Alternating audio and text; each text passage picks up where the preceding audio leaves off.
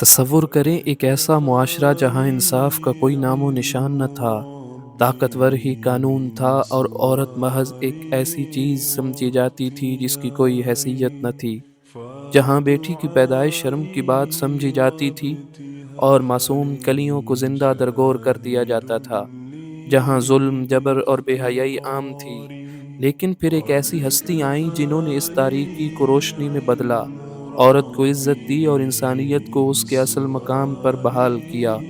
یہ کہانی ہے جاہلیت کے اندھیروں سے نکل کر ہدایت کے نور تک کے سفر کی۔ وابتهالي شاهد للافتقار فلهذا عرب آبادی مختلف طبقات پر مشتمل تھی اور ہر طبقے کے حالات ایک دوسرے سے بہت زیادہ مختلف تھے۔ چنانچہ طبقہ اشراف میں مرد و عورت کا تعلق خاصا ترقی یافتہ تھا۔ عورت کو بہت کچھ خود مختاری حاصل تھی، اس کی بات مانی جاتی تھی اور اس کا اتنا احترام کیا جاتا تھا اور تحفظ کیا جاتا تھا کہ اس کی راہ میں تلواریں نکل پڑتی تھیں اور خون ریزیاں ہو جاتی تھیں۔ آدمی جب اپنے کرم و شجاعت پر، جسے عرب میں بڑا مقام حاصل تھا، اپنی تعریف کرنا چاہتا تو عموماً عورت ہی کو مخاطب کرتا۔ بسا اوقات عورت چاہتی تو قبائل کو صلح کے لیے اکٹھا کر دیتی اور چاہتی تو ان کے درمیان جنگ اور خون ریزی کے شعلے بھڑکا دیتی، لیکن ان سب کے باوجود بلا نظام مرد ہی کو خاندان کا سربراہ مانا جاتا تھا اور اس کی بات فیصلہ کن ہوا کرتی تھی۔ اس طبقے میں مرد اور عورت کا تعلق عقد نکاح کے ذریعے ہوتا تھا اور یہ نکاح عورت کے اولیاء کی زیر نگرانی انجام پاتا تھا۔ عورت کو یہ حق نہیں تھا کہ اس کی ولایت کے بغیر اپنے طور پر اپنا نکاح کر لے۔ ایک طرف طبقہ اشراف کا یہ حال تھا تو دوسری طرف دوسرے طبقوں میں مرد و عورت کے اختلاط کی اور بھی کئی صورتیں تھیں، جنہیں بدکاری و بے حیائی اور فحشکاری و زناکاری کے سوا کوئی اور نام نہیں دیا جا سکتا۔ حضرت عائشہ کا بیان ہے کہ جاہلیت میں نکاح کی 4 صورتیں تھیں۔ ایک تو وہی صورت تھی جو آج بھی لوگوں میں رائج ہے کہ ایک آدمی دوسرے آدمی کو اس کی زیر ولایت لڑکی کے لیے نکاح کا پیغام دیتا، پھر منظوری کے بعد مہر دے کر اس سے نکاح کر لیتا۔ دوسری صورت یہ تھی کہ عورت جب حیض سے پاک ہو جاتی تو اس کا شوہر کہتا کہ فلاں شخص کے پاس پیغام بھیج کر اس کی شرمگاہ حاصل کرو، یعنی زنا کراؤ، اور شوہر خود سے اس کو الگ تھلگ رکھتا اور اس کے قریب نہ جاتا، یہاں تک کہ واضح ہو جاتا کہ جب آدمی سے شرمگاہ حاصل کی تھی یعنی زنا کرایا تھا، اس سے حمل ٹھہر گیا ہے۔ جب حمل واضح ہو جاتا تو اس کے بعد اگر شوہر چاہتا تو اس عورت کے پاس جاتا۔ ایسا اس لیے کیا جاتا کہ لڑکا شریف اور باکمال پیدا ہو۔ اس نکاح کو نکاح استبضاء کہا جاتا تھا اور اسی کو ہندوستان میں نیوگ کہتے ہیں۔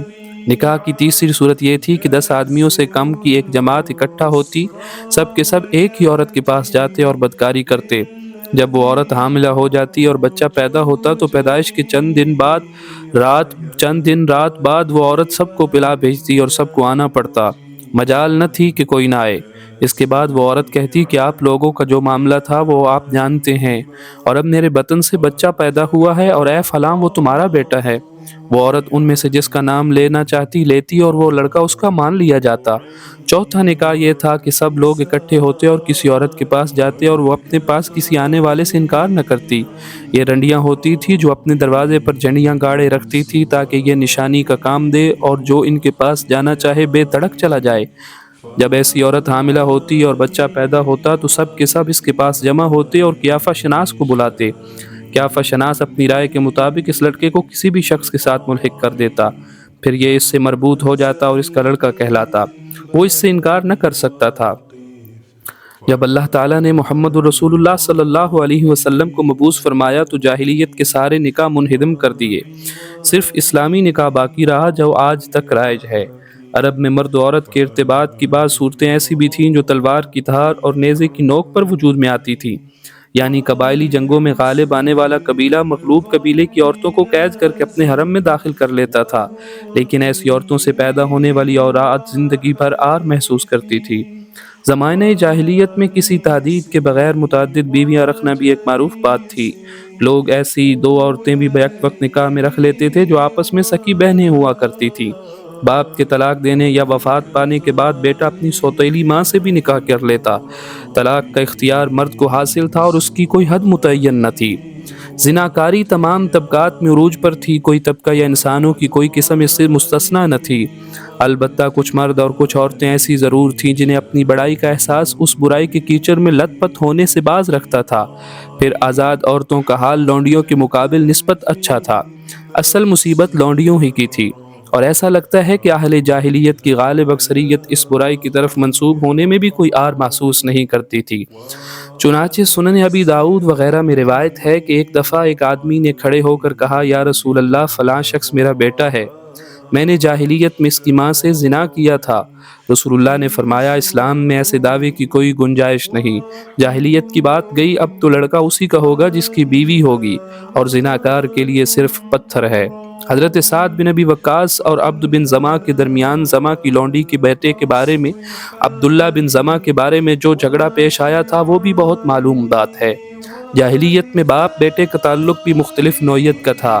کچھ تو ایسے تھے جو کہتے تھے، انما اولادنا بیننا اکبادنا تمشی علی الارض، ہماری اولاد ہمارے کلیجے ہیں جو روئے زمین پر چلتے پھرتے ہیں۔ لیکن دوسری طرف کچھ ایسے بھی تھے جو لڑکیوں کو رسوائی اور خرچ کے خوف سے زندہ دفن کر دیتے تھے اور بچوں کو فقر و فاقہ کے ڈر سے مار ڈالتے تھے۔ لیکن یہ کہنا مشکل ہے کہ یہ سنگ دلی بڑے بڑے پیمانے پر رائج تھی، کیونکہ عرب اپنے دشمن سے اپنی حفاظت کے لیے دوسروں کی بنسبت کہیں زیادہ اولاد کے محتاج تھے، اور اس کا احساس بھی رکھتے تھے۔ جہاں تک سگے بھائیوں، چچیرے بھائیوں اور کنبے قبیلے کے لوگوں کے باہمی تعلقات کا معاملہ تھا تو یہ خاصا پختہ اور مضبوط ہوتا تھا، کیونکہ عرب کے لوگ قبائلی عصبیت ہی کے سہارے جیتے اور اسی کے سہارے مرتے تھے۔ قبیلے کے اندر باہمی تعاون اور اجتماعیت کی روح پوری طرح کار فرما ہوتی تھی، جسے عصبیت کا جذبہ مزید آتش کدہ بنا دیتا تھا۔ در حقیقت قومی عصبیت اور قرابت کا تعلق ہی ان کے اجتماعی نظام کی بنیاد تھا۔ وہ لوگ اس مثل پر اس کے لفظی معنی کے مطابق عمل پیرا تھے، انصرا حاقا ظالما او مظلوما، اے بھائی اپنے بھائی کی مدد کرو خواہ ظالم ہو یا مظلوم۔ اس مثل کے معنی ابھی وہ اصلاح نہیں ہوئی تھی جو بعد میں اسلام کے ذریعے کی گئی، یعنی ظالم کی مدد یہ ہے کہ اسے ظالم ظلم سے باز رکھے، ظلم سے باز رکھا جائے۔ البتہ شرف و سرداری میں ایک دوسرے سے آگے نکل جانے کا جذبہ بھی بہت دفعہ ایک ہی شخص سے وجود میں آنے والے قبائل کے درمیان جنگ کا سبب بن جایا کرتا تھا، جیسا کہ اوس و خزرج، ابس اور ذیبان، بکر و تغلب وغیرہ کے واقعات میں دیکھا جا سکتا ہے۔ جہاں تک مختلف قبائل کے ایک دوسرے سے تعلقات کا معاملہ ہے تو یہ پوری طرح شکستہ و ریختہ تھے۔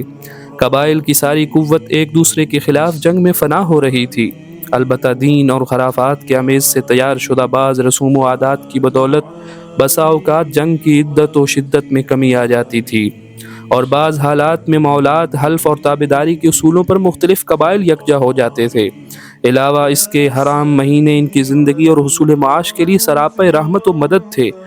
یہ خلاصہ بنتا ہے کہ اجتماعی حالت ضعف و بے بصیرتی کی پستی میں گری ہوئی تھی، جہل اپنی تنعا میں تانے ہوئے اور خرافات کا دورہ تھا۔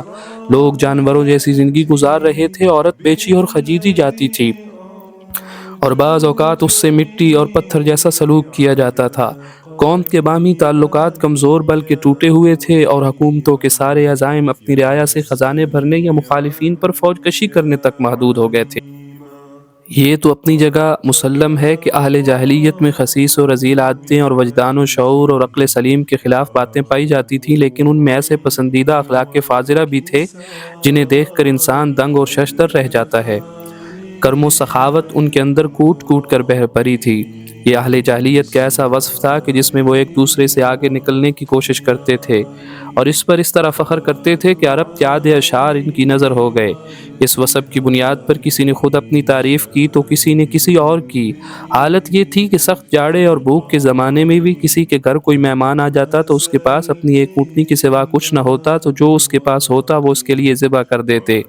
ایسی سنگین حالت کے باوجود اس پر سخاوت کا جوش غالب آ جاتا اور وہ اٹھ کر اپنے مہمان کے لیے وہ تمام تر چیزیں کر ڈالتا جس کی وہ طاقت بھی نہیں رکھتا تھا۔ ان کے کرم ہی کا نتیجہ تھا کہ وہ بڑی بڑی دیت اور مالی ذمہ داریاں اٹھا لیتے اور اس طرح انسانوں کو بربادی اور خون ریزی سے بچا کر دوسرے رئیسوں اور سرداروں کے لیے قابل فخر بن جاتے۔ اسی کرم کا نتیجہ تھا کہ وہ شراب نوشی پر فخر کرتے تھے، اس لیے نہیں کہ یہ بذات خود کوئی فخر کی چیز تھی بلکہ اس لیے کہ یہ کرم و سخاوت کو آسان کر دیتی تھی، کیونکہ نشے کی حالت میں مال لٹانا انسانی طبیعت پر گرا نہیں گزرتا۔ اس لیے یہ لوگ انگور کے درخت کو کرم اور انگور کی شراب کو بنت الکرم کہتے تھے۔ جاہلی اشعار کے دو ادوین پر نظر ڈالیں تو یہ مختلف مد و فخر کا ایک اہم باب نظر آئے گا۔ انترا نے اپنے معلقہ میں کہتا ہے کہ میں نے دوپہر کی تیزی رکھنے کے باوجود ایک زرد رنگ کی دھاری دار جام دلوائیں جو بائیں جانب رکھی ہوئی، تابناک اور منہ بند کے خم کے ساتھ تھی، نشان لگی ہوئی صاف شفاف شراب بھی، اور جب پی لیتا ہوں تو اپنا مال لٹا ڈالتا ہوں۔